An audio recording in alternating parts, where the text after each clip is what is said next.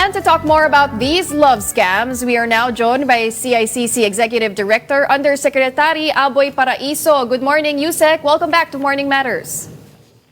Good morning, Colleen. Thanks for having me again on your program. Happy advanced Valentine's.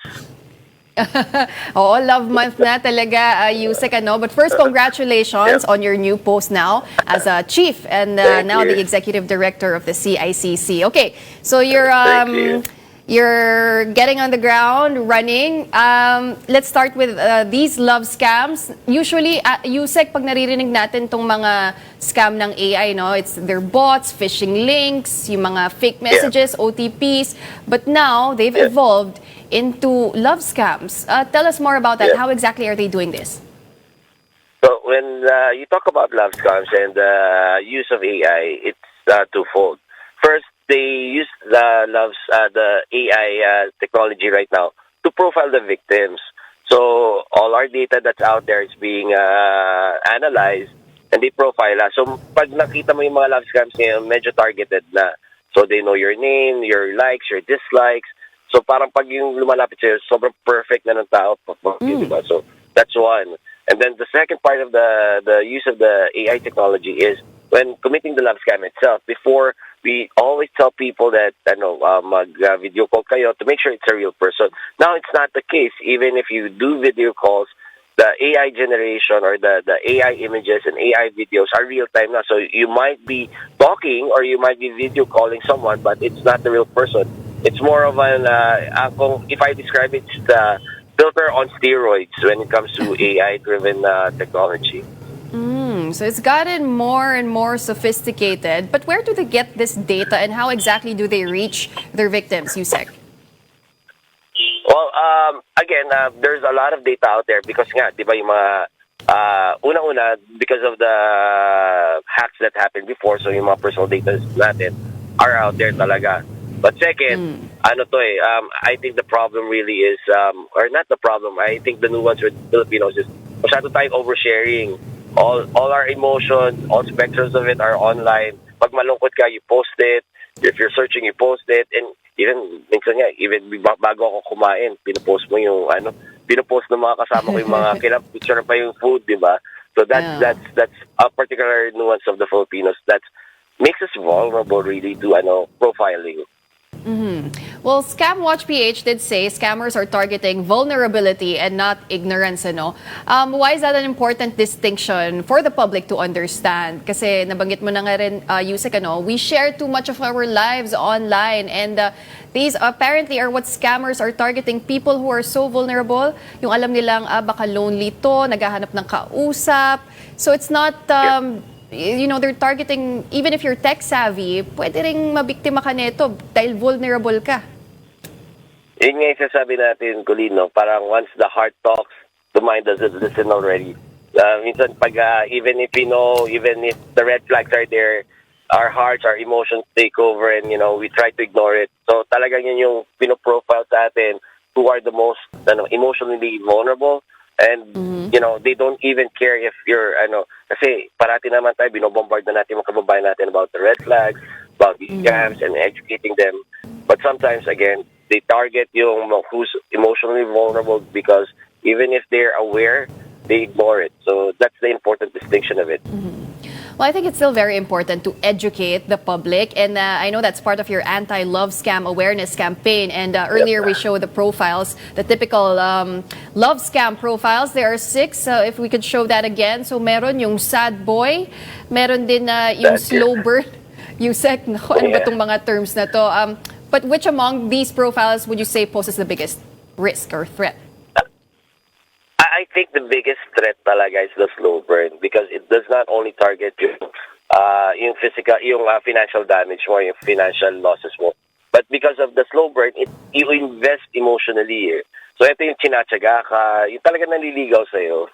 Tapos when you hear victim stories, it's not that they care about the losses they made, but the actual emotional damage that it caused them. That nawawala yung trust, nawawala yung hope of finding yung their actions because nabiktima sila and because the emotions were real and the emotional investment was real.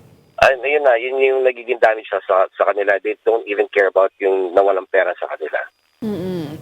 And what's really surprising here at the end of the day, Usec, no, is AI yung kausap nila, hindi man lang yung totoong tao na scammer. This is all artificial intelligence. It's just generated based on their responses. But again, Yep. how do they reach out to their victims? Are these through messaging apps, online Yep. profiles, social media platforms?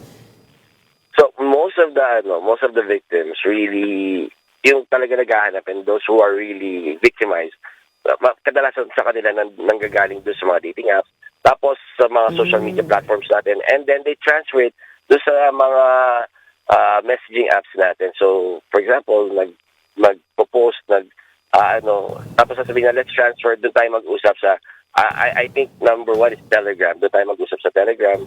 Because with Telegram kasi you can create a profile without having to input your number. So, mahirap makilala kung sino talaga.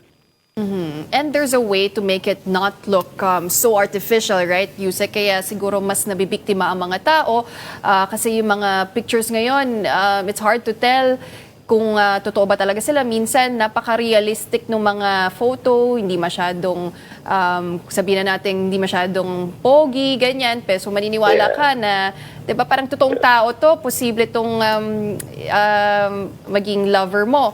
But one of the most surprising findings is that the largest victim group is aged 18 to 29. So that's a relatively young group, Usec.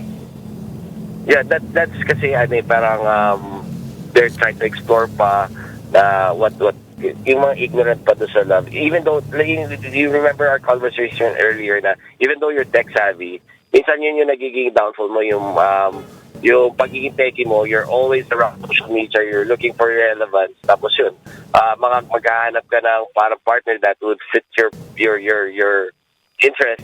So doon ka nabibiktima talaga.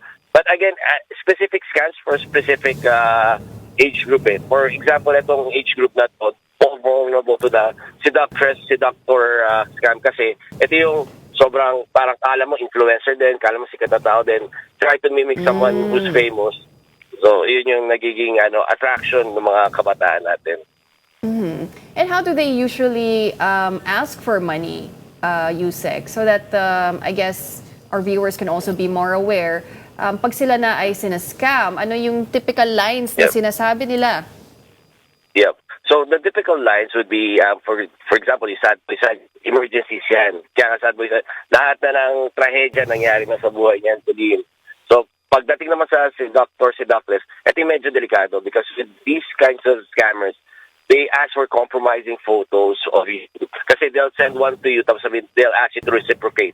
Or magpadala ka rin, yun sa kanila, fake yung sa inyo real. Tapos they'll use it to blackmail you.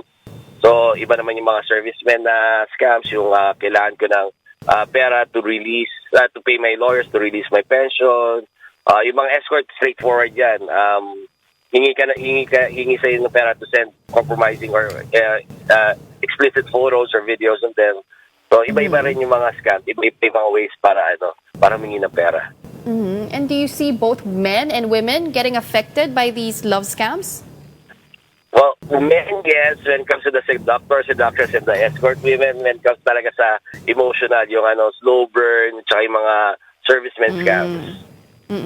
Okay, so from the get-go, what are some of the tips siguro na we can give the public, Usec, to know early on kung sila ba ay sinascam na ng AI through these love scam schemes? Like I said earlier, parang it's difficult now na video call. We have to go back to the time na yung human interaction talaga would be the primary source of your trust or your primary source para pagkatiwalaan mo yung tao na yan. So, one of the ways that we can detect is if they refuse or they make excuses to meet in person. So, I think that should be the first conversation yun. Yung magkita tayo in person, mga ganun. Second, if masyadong mabilis. The pace is really, really fast. Yung parang I know this happens to you, Kulin, pero yung iba kasi, yung mga scammers, isang araw pa lang, nag-I love you na. Mga gano'n, di ba? Tapos yung number three, parang time-bound yung mga demands. Sinasabi yung iba, parang, if you don't send this, I'll move on to the next person, or sasabihin nila, or for example, for military man, if you don't release if you don't give the money to release my funds, mawawala na yung funds. So parang pinipressure ka. There's that the pressure is there. And I think lastly is if it involves finances na, it's a red flag na talaga. Love shouldn't come at a cost. Ayan. So pag nag-I love you agad ng isang araw pa lang, red flag na yan, Usec. Yes. Okay, but let's go to the data. In 2025 alone, more than 20 million pesos was already recovered because victims reported early. Would you consider 20 million pesos a significant amount, and how were these funds recovered? Not at all, because I know personally, parang this universe is just a fraction of what's the total number of scams. Kasi ang problema rin with that, and I think this is yung ina-exploit din ng mga scammers is yung mga tao, especially Filipinos, nahihiya sila mag-report, nahihiya sila naging biktima sila ng scams, so hindi na sila nagre-report. So I think it's just but a fraction of what's the total universe ng scams sa kanila. So for me, talagang I think the biggest win right now is to get people to report, not only kung nabiktima sila, but before, even if they were in-attempt pa lang sila mabiktima, mag-report na so we can do our interventions, i-block the numbers, block the accounts, take down the accounts that they use. So we're hoping to be better when it comes to both the trust and pag-report sa kababayan natin and the amount na ma-save natin from the scammers. And how fast does a victim need to act, Usec, para may chance pang mabawi yung pera nila? Well, typically, when I talk to the BSP, as sabi nila, kasi ang nangyayari with love scams, hindi talaga mabawi because talagang yung tao mismo yung nagsasabi na i-transfer to, or talagang sila yung nag-authorize ng transaction. Pero in cases na kaya pang, halimbawa, na realize nila, it's usually a matter of hours daw talaga, sabi ng BSP. If you can realize kaagad, you report it kaagad to the bank, as long as the bank can still stop the transaction, that's the time makakasave tayo. Pero yung number na nakikita mo puli na save natin is more of prevention yan na hindi sila nakapag-transfer. Kasi, again, when we say nakapag-transfer na, kasi tayo mismo authorize ng transaction. So, mahirap na bawiin yan. Oo nga, no, Usec, as you pointed out, baka may nuances dyan because they authorize the transactions, nilagay nila yung OTP, hindi na siya scam talaga na, where you didn't know. But the public can call 1326 to report any of the suspicious activities. Pero paano po yan, Usec? Because tama po ba na most of love scammers operate from abroad? So, I'm sure that poses challenges for you in terms of going after them and prosecuting them. This is the biggest challenge talaga, and most of the love scams are perpetrated by huge scam hubs abroad. Meron tayong nakikita yung mga independents, yung mga especially in the escort scam, tsaka yung seductress scam, nakikita natin yan. But again, as you pointed out, malaking challenge sa amin yung pagdating sa scam hubs abroad, but we do what we can, and we encourage people to report talaga para naman kahit hindi namin mahuli yung perpetrators, we can do our interventions. We take away the numbers that they use to scam people, we take away the accounts, diba? We report it to the platforms para i-take down din yung mga accounts na yan. Okay, so nabanggit mo nga, Usec, it is happy advanced Valentine sa ating lahat, sa mga Pilipino.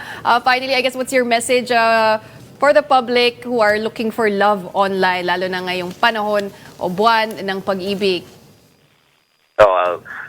Siguro sa mga kababayan natin na naghahanap pa rin ng pag-ibig online, it's important to know that we should always go back to, we shouldn't manufacture feelings. You should feel those feelings through human interactions, and hindi lang yung mga kung ano yung gusto nila ipakita sa inyo. Kasi kilala ng mga scammers ang biktima nila. So, again, try it na parang meet in person, and siguro adopt a zero trust policy when it comes to the internet, kasi most of what we see right now, hindi ba natin alam kung ano yung totoo, ano yung hindi totoo Whether it's love, whether it's news, lahat na parang compromise na.